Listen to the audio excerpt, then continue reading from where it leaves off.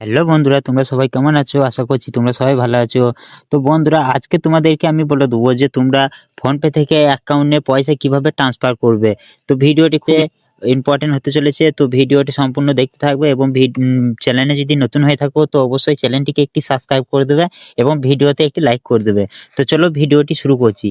তো বন্ধুরা, প্রথমে তোমরা এখানে ফোনপে অ্যাপসটি তোমরা ওপেন করে নেবে।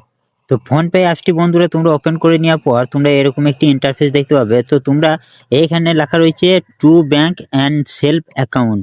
তো তোমরা এইখানে ক্লিক করে দেবে।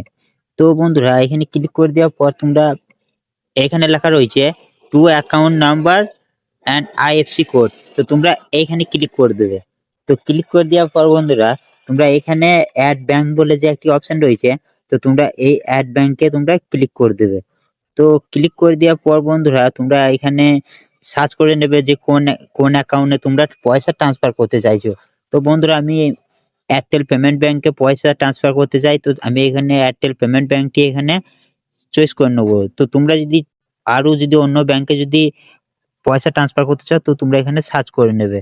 তো চলো আমি তোমাদেরকে এয়ারটেল পেমেন্ট ব্যাংকে পয়সা ট্রান্সফার করে দেখাচ্ছি। তো এখানে এয়ারটেল পেমেন্ট ব্যাংক রয়েছে, আমি এখানে ক্লিক করে দেবো। তো ক্লিক করে দেওয়ার পর বন্ধুরা, তোমরা এখানে অ্যাকাউন্ট নাম্বারটা দিয়ে দিবে। তো চলো আমি আমার অ্যাকাউন্ট নাম্বারটা দিয়ে দিচ্ছি। তো অ্যাকাউন্ট নাম্বার আমি বন্ধুরা ফাইনালি আমি এখানে অ্যাকাউন্ট নাম্বারটি আমার দিয়ে দিয়েছি এবং অ্যাকাউন্ট নাম্বারটি দেওয়ার পর এখানে আমি নেক্সট করে দেবো। তো নেক্সট করার পর এখানে তোমরা দেখতে পাচ্ছ আমার অটোমেটিক আমার নাম চলে এসছে। তো নাম চলে আসার পর আমি এখানে প্রসিড টু পেতে ক্লিক করে দেবো। তো প্রসিড টু পেতে ক্লিক করে দেওয়ার পর এখানে আমি অ্যামাউন্ট দিয়ে যা পে করব এখানে আমার পে করে দেওয়া যাবে।